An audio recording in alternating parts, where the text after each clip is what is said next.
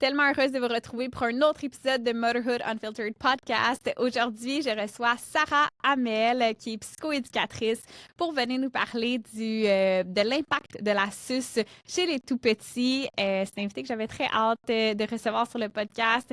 J'étais tellement reconnaissante quand elle a accepté l'invitation parce que je sais que son horaire est très, très, très chargé. Puis c'est une invitée aussi que je sais que vous adorez. Là. Je veux dire, on peut le voir avec sa page Instagram si vous ne la suivez pas.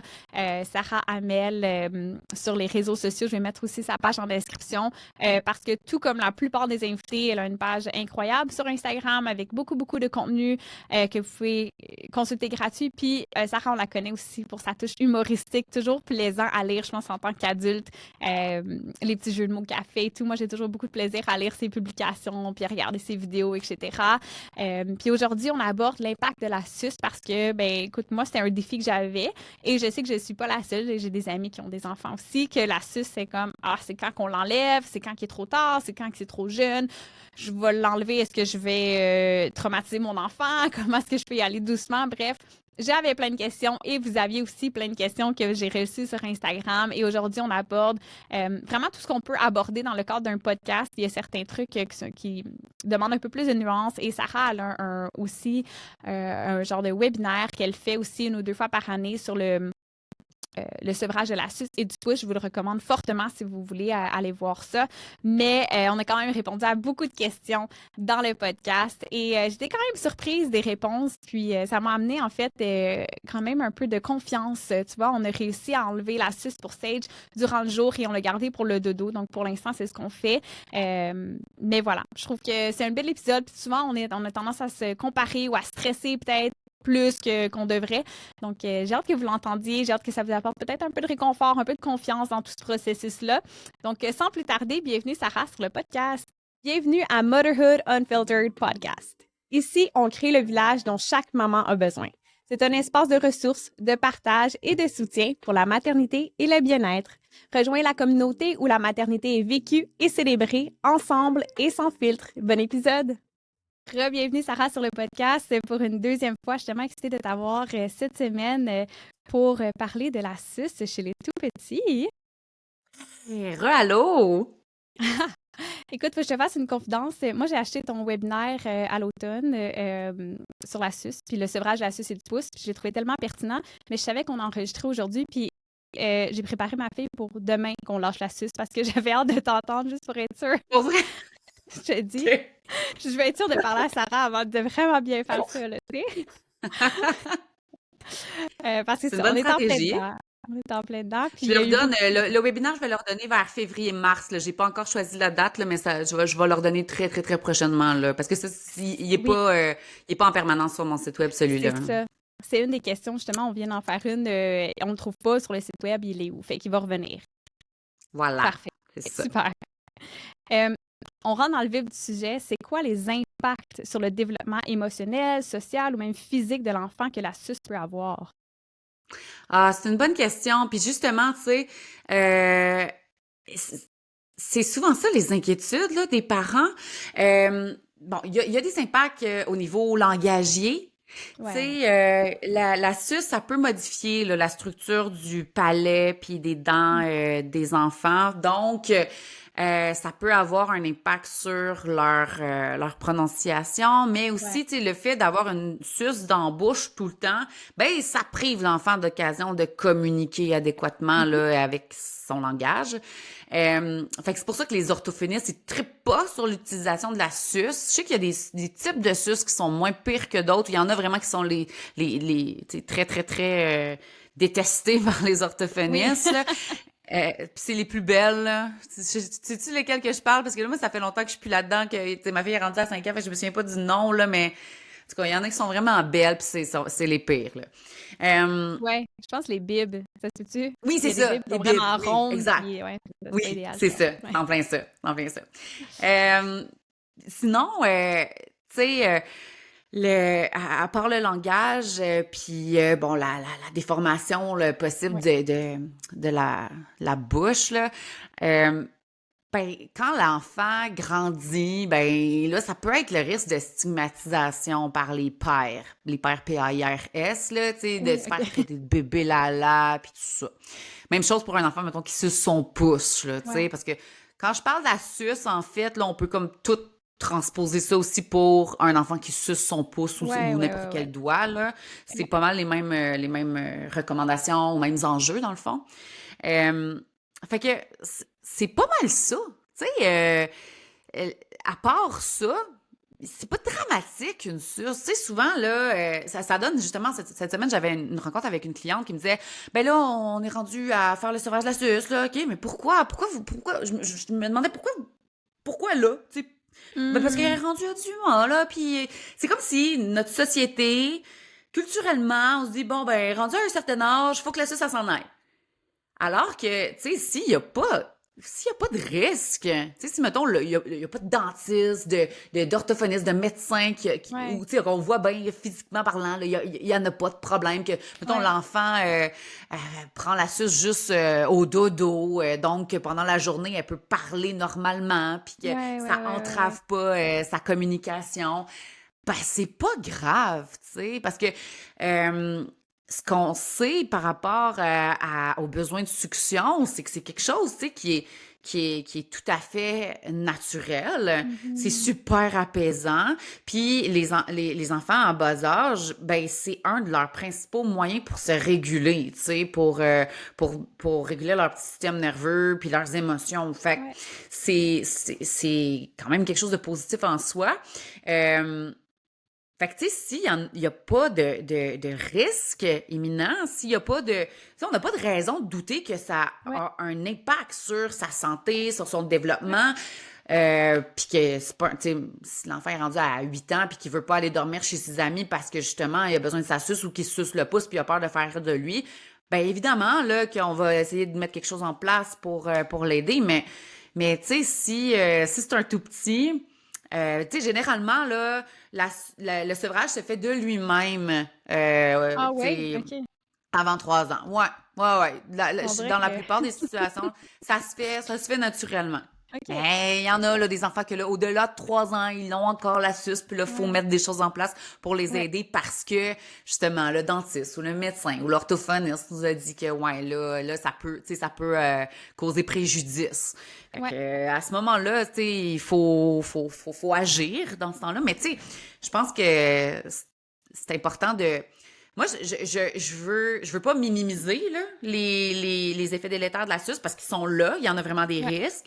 Sauf que ce que je constate dans ma pratique, c'est que souvent, il y a des professionnels de la santé, comme des dentistes, des hygiénistes Ouais. dentaires, des médecins, des orthophonistes, qui, ça part d'une bonne intention, là. Ils veulent bien faire, mais ils vont mettre des ultimatums aux parents. Ils vont Mhm. dire, là, il faut Ouais, vraiment qu'il y ait plus de suce à son prochain rendez-vous.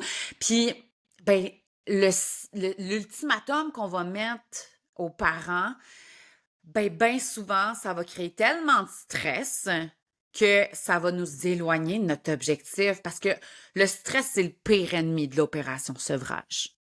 OK? Si on est dans une période stressante ou on est dans une période où on n'est pas prêt à mettre des choses en place pour que ça se passe bien, ben on est aussi bien de repousser ça parce que sinon tout le monde va vivre des échecs. ouais. T'sais, tout le monde va vivre du stress. Ça va être alarmant pour tout le monde. Fait que, tu sais, des fois, il faut se demander aussi, ouais, je veux bien, là, il peut y avoir un risque de déformation ou son langage, blablabla, mais la détresse psychologique aussi est à considérer là, dans l'équation, tu sais. Fait que Tellement. c'est pour ça, là, tu sais, c'est multifactoriel cet enjeu-là.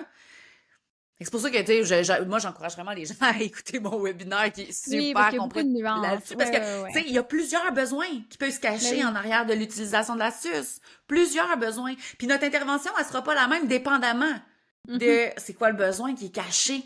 Tu sais. Puis notre job, dans le fond, c'est parce que, dans le fond, c'est ce que j'essaie de dire à tout le monde, c'est que même si on utilise un petit truc, là, tu sais, enterrer la suce dans le jardin ou la donner Ouais. au Père Noël ou à la fée des suces, peu importe, là, Ouais. ben, une fois que la suce est plus là, le C'est ça drôle, besoin là. auquel elle Ouais. répondait, il est encore là, lui.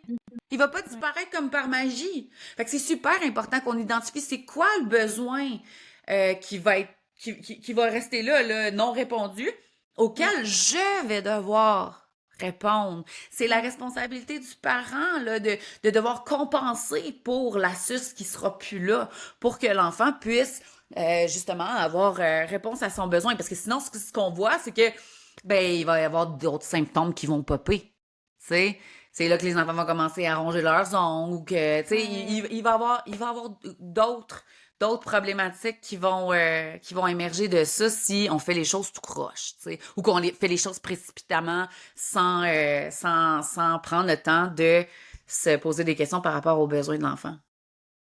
Fait qu'on peut pas vraiment savoir. En fait, c'est pas vrai. L'enfant, s'il est prêt, de ce que je comprends, il va la laisser un peu il va se sevrer par lui-même. Ouais. OK. Ouais, c'est ça. Ouais. Puis, dans le fond, là, oui. tu sais, le classique, là, c'est, tu sais, l'utilisation de la suce va diminuer avec le temps. Puis nous, comme parents, on peut commencer à mettre plus une structure puis dire, mettons, OK, la suce, c'est juste pour les dodos. Ouais. Puis, tu sais, d'y aller graduel. Puis, mettons, là, tu sais, quand on s'installe dans le lit avec le livre d'histoire, là, tout de suite, il y a sa suce dans la bouche, mais on peut commencer à dire, OK, là, c'est après l'histoire que tu prends ta suce, tu sais, de le repousser un petit peu. Puis, à un moment donné, l'enfant, tu sais, qui est là juste pour le dodo, ce qu'on constate, c'est qu'à un moment donné, la suce, ça va finir par tomber. Puis, un enfant qui a plus besoin de sa suce, il va pas se réveiller en panique, j'ai pas ma suce, puis il va faire sa nuit, pas de suce. Puis ça va être juste de même, tu sais, fait que graduellement, parce que le besoin de succion s'atténue, il y en a plus autant besoin pour s'apaiser, pour trouver justement le repos, pour réguler son système nerveux, patati patata. Fait que ça, tu sais, je sais que c'est tough pour les parents de faire confiance en la nature, hein. On est là une société qui aime donc ben ça des résultats rapides. Puis tu sais, on veut accélérer les choses, on veut que ça aille vite. Puis mais c'est pas comme ça quand il est question du développement de l'enfant. Puis tu sais, on pourrait faire un épisode sur justement l'apprentissage de l'utilisation de la toilette, là. C'est la même affaire. Le monde veut des résultats super rapides alors qu'on peut juste ne pas, absolument pas mettre de pression puis ça va se faire tout seul, là. Si, exemple, il y a une contrainte où est-ce que, c'est soit développement physique au niveau du palais, puis il faut abandonner la suce même si l'enfant n'est pas prêt, comment est-ce qu'on peut gérer justement les résistances de l'enfant ou les crises qui peuvent survenir lors du retrait de la suce? Dans le fond, là, tu sais, peu importe que l'enfant soit prêt ou non, si on se fait dire qu'il faut faire un changement, il faut pas s'attendre à ce que l'enfant soit d'accord. Faut pas attendre l'autorisation de l'enfant, puis ça sert à rien même d'essayer de le convaincre que ça va être le fun, pas de suce. C'est irréaliste, ça. Tu sais, des fois, là, il y a des parents, là, justement, tu sais, ceux qui vont utiliser les trucs comme le donner au Père Noël puis ces affaires-là, c'est comme s'ils ont besoin de l'approbation de l'enfant. Ils ont besoin que l'enfant soit d'accord. Ils ont besoin que l'enfant ait envie de le faire. Mais soyons réalistes, là, ça arrivera pas. Ça peut arriver, mais c'est super rare. Puis, puis il y en a pour vrai là, que ça a fonctionné. Puis tant mieux, ça veut dire qu'il était prêt, tu sais. Mais il y a des bonnes chances que l'enfant, ça fasse pas son affaire. Mais nous, notre job de parents, c'est pas de rendre notre enfant heureux là, 100% du temps. Notre job, c'est d'assurer sa sécurité. Fait que, tu sais, si sa sécurité, la sécurité de son développement physique, tu sais, de son développement langagier est compromise, il faut qu'on intervienne. Tu sais, au même titre que j'ai pas besoin de l'approbation de mon enfant pour qu'elle mette un casque pour faire du vélo, là. C'est une question de sécurité. C'est de même puis c'est de même. Fait que c'est un peu la même chose. Quand il faut qu'on intervienne pour une question de sécurité, une question de développement, mais on n'a pas besoin d'attendre d'avoir son approbation. Ça va venir avec de la résistance. Ça va venir avec des larmes. Puis c'est correct, ça fait partie de l'adaptation, ça fait partie de la game. Tu sais, je le sais, là, moi aussi je suis une maman, puis moi aussi je trouve que ça serait donc bien plus facile si tout se faisait sans résistance puis sans larmes, sauf que c'est pas réaliste. Donc en partant, là, si on peut, comme parents, avoir ce mindset-là, d'accepter qu'il va en avoir de la résistance, d'accepter que l'enfant va être frustré, qu'il va nous la demander de la suce, qu'il va pleurer beaucoup, qu'il va peut-être même faire une grosse crise, peut-être la pire crise qu'on a jamais vue. Ça se peut, ça. Mais il faut se rappeler que là, je le fais pour une question de sécurité. Puis là, c'est là qu'il faut qu'on mette notre chapeau de capitaine de bateau. Ouais. Puis tu sais, quand je dis le chapeau de capitaine de bateau, là, c'est de dire à l'enfant, justement, tu sais, ben, mettons, le capitaine lui dirait à son moussaillon, là, on va aller d'un point A au point B. Ça se peut qu'on traverse une grosse tempête en chemin, mais moi, ça me fait pas peur, les tempêtes. Je sais quoi faire si on en traverse une. Fait qu'on va la traverser ensemble, mais on va quand même aller au point B. Donc, si pour une raison XY, il faut qu'on fasse le sevrage, mais ça va être de dire à l'enfant, là, ce soir, il n'aura pas la suce, mon amour. Là, il n'y en a plus de suce pour le dodo. Puis ça se peut que ça te fasse vraiment de la peine, mon cœur. C'est normal. Je sais que tu l'aimes beaucoup. Tu vas avoir de la peine, puis c'est correct. Moi, je vais te consoler. Je vais t'aider à trouver le sommeil. Je vais t'aider à t'endormir, moi. Je sais quoi faire. Mais on va pas ressortir la suce pour autant. T'sais, on va pas revirer de bord parce qu'il y a une tempête. OK? Fait que c'est ça, souvent, là, les parents sont comme pris au dépourvu, là, ils se sentent responsables de l'émotion de l'enfant, puis ils ressortent la suce. Ils redonnent. Oh non, c'est trop difficile pour lui, il est pas prêt. Ben non! Il est capable de passer au travers, mais il a besoin de toi. Il a besoin que tu l'accompagnes là-dedans, que tu l'accueilles dans sa grosse émotion, puis que tu compenses pour l'absence de la suce. Fait que, mettons, s'il y en avait besoin pour le dodo, ben ça veut dire que pour un bout, tu vas tapoter son petit peteux pour l'aider à s'endormir. Ou tu vas être à côté de lui, tu vas y chanter des berceuses, tu vas y flatter le dos, mais tu sais, tu vas remplacer le réconfort que la suce lui apportait, là. Oui, C'est pour ça que je dis, si t'es stressé, ça marchera pas. Tu seras pas capable d'être le capitaine de bateau si t'es stressé. Si on te met un gros ultimatum. Tu seras pas capable d'avoir cette posture sécurisante-là si t'es stressé. Tu vas pas être le capitaine de bateau qui a besoin. Tu vas virer de bord si t'es pas disponible à accueillir ces grosses émotions-là qui risquent d'émerger, là. Fait que, il faut le faire pas parce que on dit, là, faut que tu le fasses, c'est super important, c'est dangereux, on a un rendez-vous dans 2 semaines, là, faut piquer dessus dans 2 semaines. Hey, ça, là, s'il vous plaît, s'il y a des professionnels de la santé qui écoutent, faites plus ça. Ça les aide pas. Non. Mais plutôt de dire, ben, ça serait quand le plan de match. Donc, on va faire un plan de match, ça serait quand le meilleur moment pour vous autres, les parents, pour mener à terme ce projet-là de sevrage, ça va reposer sur les épaules du parent, pas de l'enfant, là. Fait qu'il faut que le parent soit apte à être cette personne-là que l'enfant a besoin à ce moment-là. Oui, tu disais dans ton webinaire, justement, il faut s'attendre à devoir être plus présent. T'sais, si un enfant est habitué à s'endormir par lui-même avec la suce, ben là, ça se peut qu'il faut que tu ailles le bercer un petit peu ou que tu l'aides, là. Exactement, c'est ça. On va remplacer la suce, finalement, par notre posture sécurisante. Si l'enfant trouvait son réconfort au sein de la suce, ben nous autres, on va remplacer ce réconfort-là. Hey, puis là, ça me fait penser, je dis ça. Tantôt, tu me demandais c'était quoi les choses qui peuvent être préoccupantes, justement, là, les impacts délétères de la suce. Il y a une affaire au niveau relationnel. Tu sais, on pense souvent, justement, à la bouche, à tout ce qui est plus médical, langagé, développement. Mais au niveau relationnel, il peut y avoir un enjeu. Dans le fond, tu sais, si on se rend compte que la suce, ça nous remplace, si l'enfant trouve son réconfort au sein de l'objet, puis qu'il n'y a pas besoin de nous, mettons, l'enfant se fait mal, puis ou il vit une grosse émotion, puis il nous repousse et il veut juste l'objet, peu importe l'objet, là, je parle de la suce, mais ça pourrait être les écrans pour les plus vieux, ça pourrait être whatever, là. Ben, c'est notre cue pour prendre notre place, pour remplacer cet objet-là. Parce que l'enfant n'est pas supposé trouver son réconfort au sein d'un objet uniquement, il est supposé trouver son réconfort au sein de notre relation. C'est correct, tu sais, moi, mettons, ma fille, si elle se fait mal, elle va demander, elle va venir dans mes bras, mais elle va dire, je veux Andouille, l'Andouille, c'est son toutou. Fait qu'elle veut Andouille. Ben, c'est correct, là, tu sais, Andouille me remplace pas. Andouille, il est réconfortant. Ah, tu sais, elle a un petit pattern de doigts là, qu'elle fait avec son tissu, puis que c'est satisfaisant. Tu sais, ça la régule. Fait qu'Andouille, il est pas un compétiteur envers moi, mais si elle me repoussait pour prendre juste Andouille, ça serait mon cue pour stepper in puis reprendre mon rôle de posture sécurisante. Fait que c'est une autre affaire là, à garder en tête là, dans notre décision de coudonc, faut-tu que je sèvre ou pas, là. Ouais, ouais, ouais. Puis une question, je pense que tu t'es fait poser souvent. Est-ce qu'il y a des moments à éviter pour entamer le sevrage? On en a un peu parlé, là, ben, abordé légèrement là, lors des l'épisode sur la garderie. Y a-tu exemple la Oui. période des fêtes? Ben oui, dans le fond, là, tu parles de la période des fêtes, puis c'est comme un classique, là, que les gens, ils se disent, ah ben parce que là, tu sais, c'est les vacances, on va en profiter Ouais. pour faire ça. Si c'est une période des fêtes relax, qu'on est reposé, qu'on est disponible, qu'on a du temps pour récupérer le matin, justement, si ça a été plus dur le soir, parfait, faites-le là.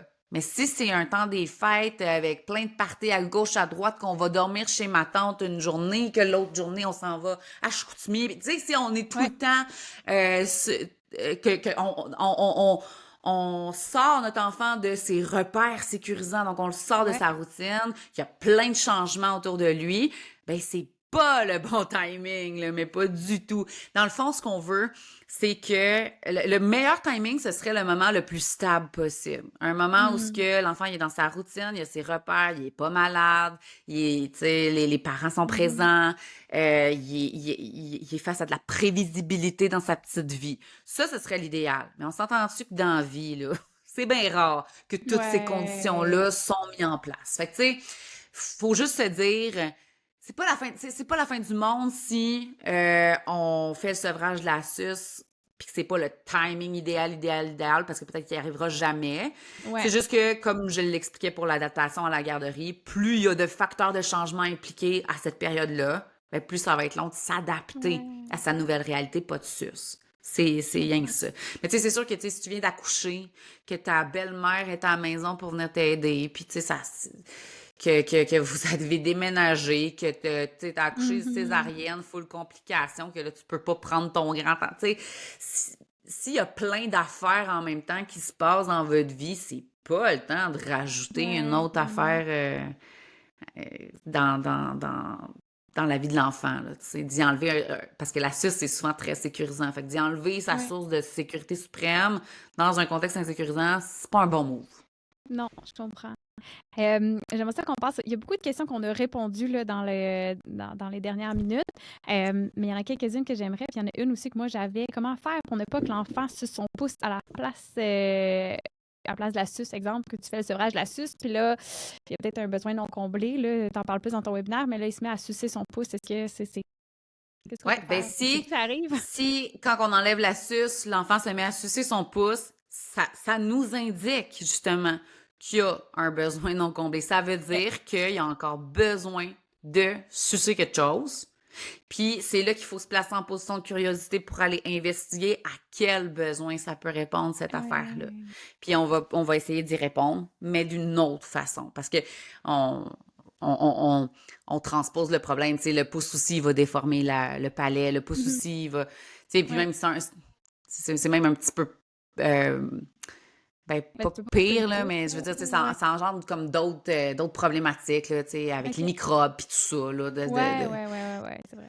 puis que l'enfant peut se mettre à comme mordiller puis s'arracher de la Ouais. peau, patati patata, tu sais, c'est ça. On veut pas ça. Fait que si Non. c'est ça qui se passe, ben ça veut dire qu'on a peut-être précipité les choses, qu'on a, ou tu sais, on pensait qu'il y avait, qu'on avait identifié un besoin, puis finalement, ben Ouais. peut-être qu'il y en avait un autre là qu'on n'avait pas vu. Puis, On retourne chercher la fait que c'est suce ou ça. non, on cherche les besoins? On cherche les besoins. On OK, reprend parfait. pas la suce nécessairement, On là. Puis, retourne tu pas. sais, Ah, la mais suce, OK. c'est pas rendu là, tu sais. Oui, c'est ça. C'est- OK. Mais c'est ça, on se Puis place en position oui, de curiosité puis on investigue. Ouais. dernière question pour toi. Comment est-ce qu'on peut faire un sevrage en douceur? Là, tu en as parlé peut-être un petit peu tantôt. Est-ce qu'on pourrait y aller comme ce soit juste pour le dodo? Est-ce qu'il y a une façon de le faire en douceur? Ben oui, c'est ça. Ça peut être dans douceur, ça peut être graduel. On peut y aller, tu sais, par étapes, puis cibler les moments les plus faciles pour commencer pour l'enfant. Tu sais, c'est sûr que si l'enfant l'a toute la journée, puis qu'on sait que le dodo c'est comme le moment où il en a le plus besoin, ben on commencera pas par y enlever au dodo. Tu sais, Ouais, on va commencer par y enlever, par exemple quand il joue, ouais, quand que, tu sais, fait que c'est ça. Tu sais, peut-être qu'on va devoir la garder pour les moments de déplacement dans les transports. Si c'est un enfant qui ouais. haït ça, être dans son siège D'auto. d'auto. Tu sais, je sais que ça, c'est un enjeu pour plusieurs enfants qui sont hautement sensibles. Tu sais, fait Ouais. ça se peut là, qu'on garde la suce pour certains moments clés. Puis, ou tu sais, justement, si l'enfant rentre à la garderie, ben, bien évidemment, tu vas garder la suce pour à la Ouais. garderie parce que là, au moins à la garderie, il va avoir quelque chose, tu sais, il va avoir Ouais. quelque chose de connu puis de sécurisant. Mais à la maison, par exemple, peut-être que là, toi, tu peux remplacer cette sécurité-là qui vient de la suce par ta posture, par ta présence, par ta connexion, ta Ouais. proximité, par ton amour, là. Fait que Oui. c'est ça. Ouais, il y a Une vraiment dernière moyen là, question. d'y aller Oui. avec flexibilité. Ça n'a Avec pas besoin d'être douceur. Puis... tout noir, tout blanc. Tu sais, c'est pas des robots, nos enfants, là. Il n'y a pas de protocole. Puis il n'y a pas de protocole one size fits all à suivre à l'alerte. Ça marche pas de même. C'est vraiment en fonction du besoin de l'enfant puis de chacun, là. Puis est-ce que tu dirais, par exemple, qu'on fait le sevrage, est-ce l'enfant nous accompagne de bon, ben bien, on va jeter ta suce ou on va l'enterrer ou peu importe quoi, ou au contraire, on le fait, puis ben, gars, la suce est partie. Ben, le petit rituel là, pour se débarrasser de la suce, Ouais. ça peut être vraiment cute, là. Tu sais, ça peut comme venir mettre Ouais. un peu de magie là-dedans, puis donner comme une raison d'être à ce qui se passe, OK? Surtout, tu sais, les tout petits, là, d'âge préscolaire, tu sais, dans la petite enfance, sont encore tellement dans cette pensée magique-là Dans que, tu sais, ça peut vraiment l'imaginaire, être un ouais. allié, là, d'utiliser un petit rituel mignon comme ça, puis de mettre de la magie. OK? Oui. Parce que ça peut justement aider à faire tomber les défenses puis à mieux faire passer la pilule. Par contre, c'est pas suffisant. On peut pas juste faire ça. Il faut quand Non. même Ouais. qu'on fasse le travail de s'interroger sur c'est quoi le Ouais. besoin. Parce qu'une fois qu'elle va être partie de la suce, comme je disais tantôt, le besoin va être encore là, lui. Il va falloir quand Oui. même répondre à cette affaire-là. Fait que oui, c'est ça. On peut faire ça, mais c'est pas suffisant. Parfait. Hey, merci beaucoup, Sarah, pour ton temps, pour toutes Ça les me fait questions que tu as plaisir! répondues. Je pense qu'il y en a beaucoup qui vont être contentes. Puis, je vais mettre le lien sur ta page Instagram, ton site web aussi, pour que les mamans puis ben, les parents puissent aussi savoir quand ton webinaire sur la suce revient. Moi, Oui, perso, j'ai trouvé tellement pertinent. Je me sens plus accompagnée, puis c'est plus facile de comprendre aussi justement le pourquoi de la suce, puis qu'est-ce qui se cache derrière ça. oui. Ça valait la peine, puis Sarah est tellement pertinente à écouter, puis drôle que c'était très pertinent, j'ai adoré. T'es fine. Hey, merci Merci. Sarah. Bye! Merci d'avoir été avec moi pour un autre épisode de Motherhood Unfiltered Podcast. En espérant que l'épisode t'ait apporté différentes pistes de réflexion, mais surtout un peu de réconfort dans ton parcours de maman. On n'oublie pas que chaque parcours est unique et différent, puis qu'on fait déjà un travail incroyable. Si l'épisode t'a plu, n'hésite pas à aller laisser un avis et le partager avec une autre maman pour continuer à faire grandir notre belle communauté. On se retrouve la semaine prochaine avec un autre épisode rempli de vérité, de bienveillance, mais surtout sans filtre. À bientôt!